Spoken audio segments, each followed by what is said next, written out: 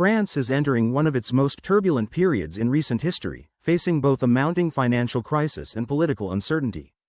The country's debt has climbed to more than £2.5 trillion, sparking concerns about long-term sustainability and even the possibility of an International Monetary Fund intervention.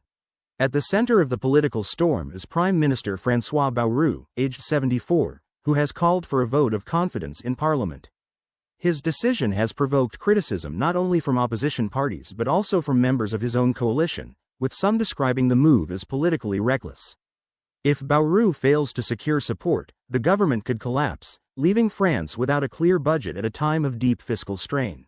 The scale of the challenge is significant. France's deficit currently stands at over 5% of gross domestic product, while the nation has not recorded a budget surplus since the mid-1970s. Economists warn that the rapid pace of borrowing risks unsettling international markets. This has already been reflected in rising bond yields, which have recently climbed above 3.5%, surpassing those of Italy for the first time in decades. Eric Lombard, France's Minister of Economics and Finance, acknowledged the seriousness of the situation, noting that a risk exists of the IMF being forced to step in if borrowing costs continue to rise. He later sought to reassure investors by emphasizing that the French economy remains solid and able to finance its debt without immediate external assistance. Nevertheless, his remarks highlighted the fragility of the country's financial position. Political instability compounds the economic challenges. Opposition parties spanning the ideological spectrum, from Marine Le Pen's National Rally to Jean-Luc Mélenchon's France Unbowed, have pledged to oppose Bayrou's government. Meanwhile, President Emmanuel Macron faces growing calls for either fresh parliamentary elections or even his own resignation. However, Macron has dismissed suggestions of a new snap election, citing the instability caused by his previous decision to dissolve parliament last year. Public discontent adds further pressure.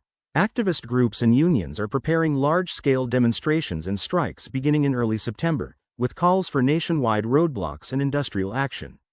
A recent poll suggested that nearly two-thirds of French citizens support the protest movement, reflecting deep frustration with economic hardship and perceived political stagnation.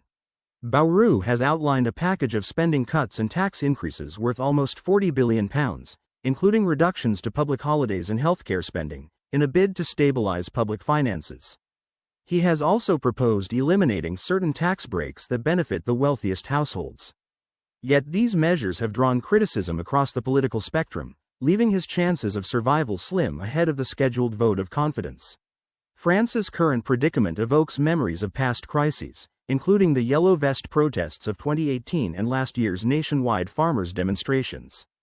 In both cases, concessions from the government failed to fully address public dissatisfaction. Today, with debt climbing and political divisions deepening, France faces a defining moment that could shape its economic and political trajectory for years to come.